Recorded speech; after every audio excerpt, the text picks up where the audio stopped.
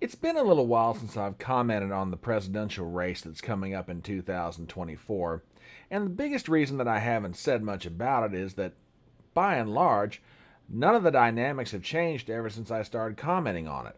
As far as the Republicans are concerned, Donald Trump is still dominating the field. Ron DeSantis can't make up his mind whether he wants to crap or get off the pot.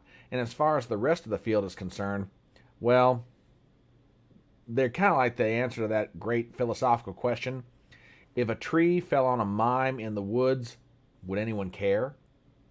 So, no, there's not a whole lot on the Republican side to comment about. However, a couple of articles came out today that, when you start putting them together with other information that's out there, spell big trouble for Joe Biden among Democrats. What am I talking about? Hang on, folks. We're going to get into all that in just 1 second.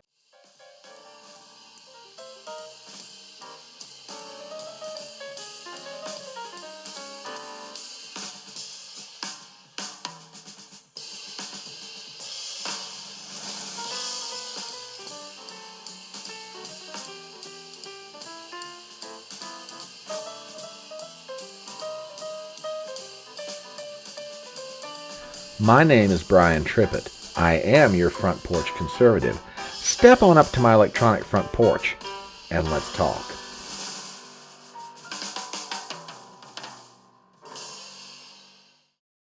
Till now, Democrat operatives and old politicos around the country have been primarily worried, although quietly so, about the candidacy of Robert Kennedy Jr. against President Joe Biden. Now, publicly, Democrats have poo-pooed Kennedy as being an anti-vax extremist and therefore no real threat to the current incumbent in the White House. However, they privately acknowledge that if RFK Jr. were to gain any traction, that he could take anywhere from 15% on the low end to the high end of 25 or 30 away from Joe Biden in each state where there is a primary or a caucus, which is not a good thing to happen when you're going into re-election against someone with the popularity among the Republican base as Donald Trump has. Now, the concern up to this point has been RFK Jr. However, there is a growing worry among Democrats about other candidates, some who are in the field and some who are thinking about it. So let's start our review of the news with an article from Breitbart, and I think you'll begin to understand what I'm talking about. Headline: Democrats concerned by Cornel West's third-party bid. Quote, not the time in order to experiment. Article written by Hannah Blue. Democrats are growing concerned by Cornel West's third-party bid, asserting that, quote, not the time in order to experiment, according to reports.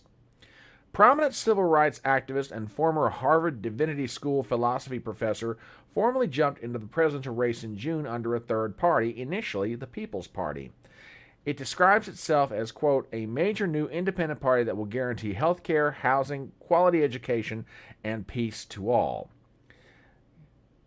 Now, going a little further into the article, West has since transitioned to the Green Party, quote, with the goal of giving working people, the poor, and struggling Americans across the 50 states a real choice that's of, by, and for the people in 2024 election, according to a July 5th release from his campaign.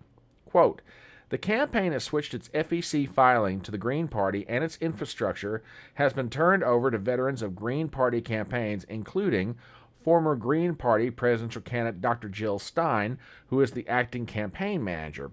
The West campaign plans to leverage the ballot access experience of the Stein Baraka ticket that was on the ballot in 47 states.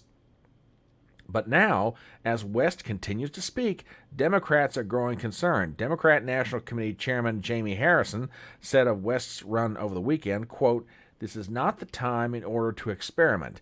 This is not the time to play around the margins. What we see is a lot of folks who want to be relevant and try to be relevant in these elections and not looking at the big picture, Harrison continued, according to The Hill. We've got to re-elect Joe Biden. Now, I know what a lot of you out there are probably thinking.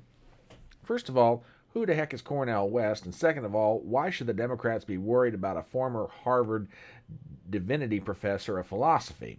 Okay, As far as who Cornel West is, he's probably one of the most prominent civil rights activists of the latter half of the 20th century, if not the first part of the 21st century. He is an outspoken leftist. He always has been. The problem for Joe Biden and his reelection team is this. They're going into reelection with a very shaky base, contrary to public assertion. Different. They want everyone to believe that the Democrats are solidly behind their man Joe Biden, but the reality is he's got problems on his right flank, he's got problems on his left flank, and he's got problems in the middle of his party, which we'll get to a little bit later. Cornel West represents a very serious challenge from the left. Now, granted, Cornel West is not running in the Democratic primaries, but in a general election, if he starts slicing votes away from Joe Biden in certain states, it's going to have the same effect that it had in 2016 when the Green Party and other parties out there, Libertarian among others, began to take votes away from Hillary Clinton, thereby giving certain states that nominally would never go to a Republican. In the end, they went to Donald Trump. Same thing could very well happen here. Where is West on some of the issues? Well, we'll go back to that Breitbart article and I'll show you. The bubbling fear comes as West continues to speak out on social issues and social media, recently making waves after staunchly opposing Biden's approach to the war in Ukraine. Well, there's an interesting take, particularly Biden's recent defense to provide Ukraine with cluster munitions. Quote, "Let us not be deceived. NATO is an expanding instrument of U.S. global power that provoked Russia into a criminal invasion and occupation of Ukraine. This proxy war between the American empire and the Russian Federation could lead to World War III," West warned last week. "We must stop the war and war crimes, including cluster bombs used by all parties, and embark on diplomatic talks that should lead to a just peace," he continued, concluding that, quote, "The Democratic Party is a party of war and Wall Street targeting Russia and China." Now, there's something you don't hear every day. And by the way, it is something you do hear, however, just not inside the Democratic Party, which used to be the party of anti-war. And now you've got people like Cornel West who have to be outside the Democratic Party to actually speak that message. That's pretty profound. But as if troubles weren't enough from Cornel West, another piece of news dropped today that's definitely giving Democrats heartburn, and it's actually from one of their own. Take a look at this. From thehill.com, Joe Manchin to join No Labels New Hampshire Town Hall amid third-party speculation. What do we have here? No Labels, an organization advocating for a third-party candidate, announced that Joe Manchin, Democrat of West Virginia, will be joining its New Hampshire town hall as speculation grows over whether the senator will make a third-party bid for the White House. Amid polling showing a potential rematch between President Biden and former President Trump, No Labels has been pushing to create a separate, quote, unity ticket as a third option in 2024.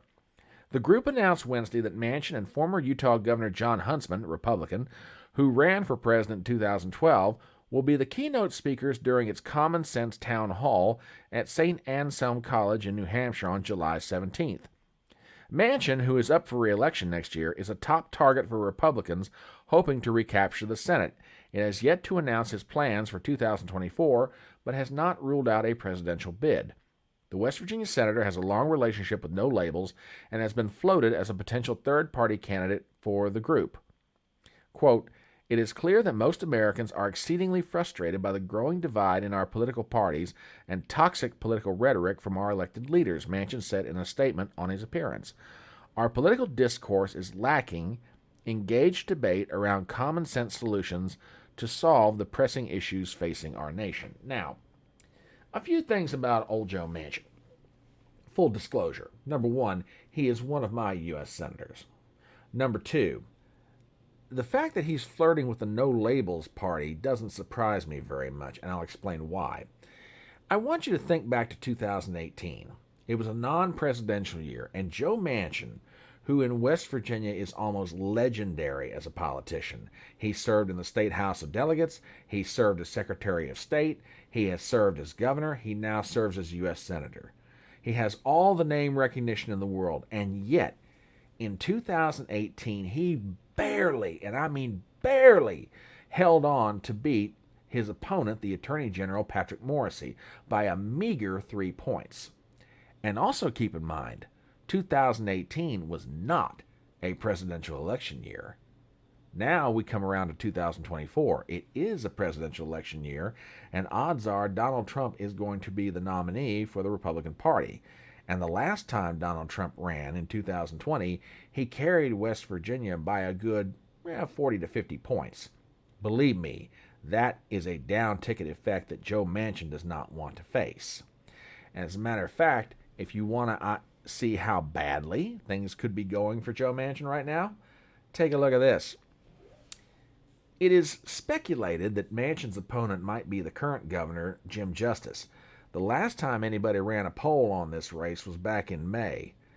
Justice was already beating Joe Manchin by 20-plus points. You begin to understand why Joe might be looking to jump ship. As a matter of fact, he even told Fox News recently in an interview on their Sunday morning show with Shannon Bream, if I can pull it up real fast, Manchin not ruling out 2024 third-party presidential run. Extremism coming from the far right and the far left. The sub-headline, not ruling anything in, not ruling anything out. So, Joe Manchin is a Democrat, and it is obvious at this point he has not declared. But if he does get into this thing, now you've got even bigger problems. You've got a challenge from Cornel West, although not a Democrat, coming from the left. You'd have a challenge from the right, although not a Democrat at that point. Manchin would have to leave the party. But Manchin would start eating votes out of Biden's moderate to conservative base of the Democratic Party, as much of that still exists anymore, who knows. So my point is this. You've got Cornel West on one side, you've got Joe Manchin on another. And in a close election, especially against Trump, those votes Biden desperately needs. If ever there was a time that the Democratic Party has absolutely got to hold together its coalition of votes, blacks, Hispanics, the gay and lesbian community, working poor, others, now is the time. Because if Joe Biden splinters any of that, if any of that splinters off of his candidacy, it's going to make it a whole lot easier for Trump to go back to office, assuming a fair election and no, shall we say, election fornication. Now, how big of a problem could Cornel West be for the Democrats? Let's go back to that Breitbart article, and I want to show you one last thing out of that. Take a look at this. A recent Echelon Insights survey asked respondents who they would support in a three-way matchup among former President Donald Trump, current President Joe Biden, or Cornel West. In that scenario, Trump takes a 1-point edge, leading Biden 43 to 42, while Cornel West takes 4% of the vote. A clear showing of the Democrat Party concerns. Folks, I don't care what the Democrats say in public. I don't care what they're saying on the Sunday morning shows. I don't care what you read in your newspapers or what you read online. There is enormous trepidation, fear, and angst inside the halls of Democrat power in this country. They are scared to death that Joe Biden can't do it twice, especially against Donald Trump, especially given the current economic conditions, especially given a proxy war in Ukraine, especially given Joe Biden's age, especially given Joe Biden's what may be forthcoming legal and congressional troubles over his son Hunter. There are a lot of things swirling around Joe Biden right now that at any other time in American history would be cause for very serious concern for an incumbent going into re-election.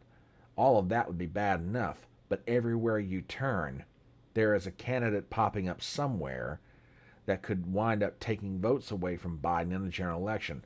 Plus, there is one more consideration to think about. I mentioned at the top of this video that the biggest concern that the Democrats have right now is RFK Jr. Odds are he will lose to Joe Biden. Odds are that 15 to 25% is going to go somewhere. Now, not all of it's going to go to Donald Trump, but I'd say a significant portion of it will. You take that protest vote from RFK Jr.'s people, you take the protest vote of Cornel West's voters, you take the voters from the No Labels Party if Joe Manchin is the nominee, and everywhere you turn, somebody is eating into Joe Biden's base in every state across the country.